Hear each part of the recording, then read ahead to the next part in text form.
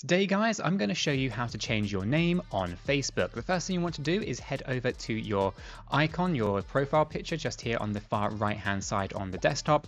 Go give it that a click and we want to navigate to settings and privacy. You're going to click there, then you're going to go and click on settings. This is going to load up all your Facebook settings. Now on the far left hand side you should see Accounts Center. If you cannot see it there, you can use the search button to basically go ahead and search for Accounts Center. You just want to go ahead and click on that, and that's going to load up additional settings for your Facebook profiles. Over here, by default, you should see a profile section. I have two here, my Facebook profile and my Instagram profile. I'm going to go ahead and click on Facebook, this first profile right here, and this is where you then get the option to change your name, username, profile picture, avatar.